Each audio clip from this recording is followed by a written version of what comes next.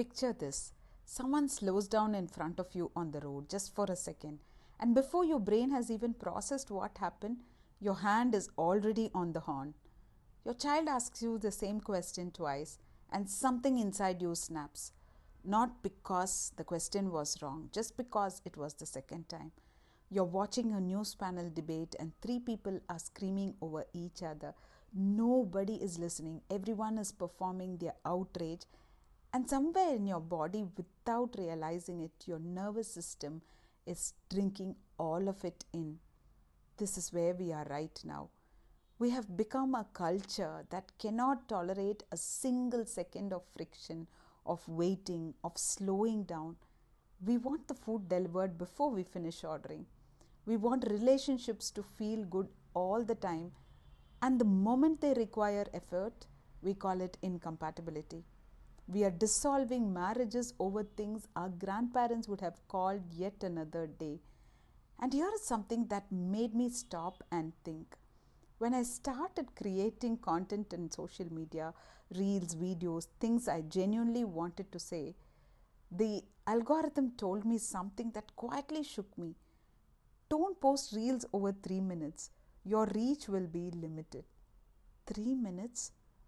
That is all the patience the algorithm expects from us now. And I sat with that for a long time because the things that matter, the conversations about healing, about parenting, about who we are becoming, they cannot always be set in under 3 minutes. But the world we live in no longer wants to wait even that long. We scroll past in seconds. We swipe before the sentence finishes. We've lost the ability to sit with something long enough to let it land.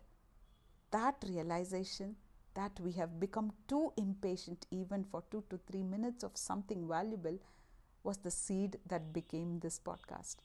And I say all of this without judgment because this impatience is not a character flaw, it's a pattern, a deeply conditioned, digitally accelerated pattern. We are constantly being fed an internal representation of the world that is urgent, reactive, and threatened. Every notification, every breaking news alert, every viral outrage is training your nervous system to stay in fight or flight, to treat every small inconvenience as a crisis. And the mind that is constantly in crisis has no patience, no stillness, no space to respond, only to react. And here's what breaks my heart the most: our children are watching all of it. They're watching us scream at the traffic. They're absorbing the energy of those news panel fights we leave playing in the background.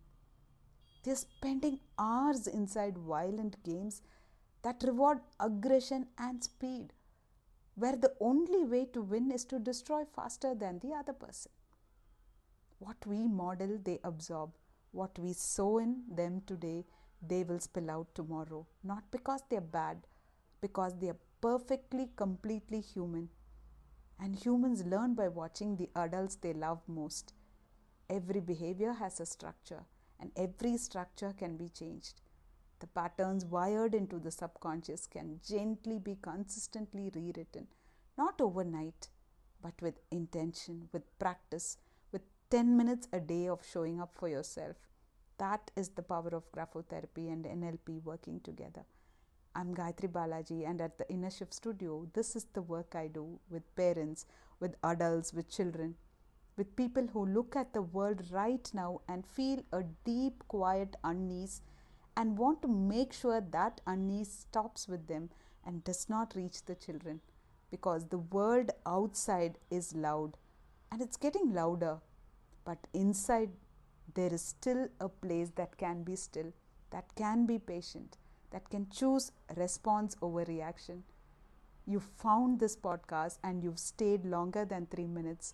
That already tells me something about you, beautiful. Let me help you find that stillness and keep it. The shift begins with a single stroke. The next generation is watching. Let's give them something worth seeing.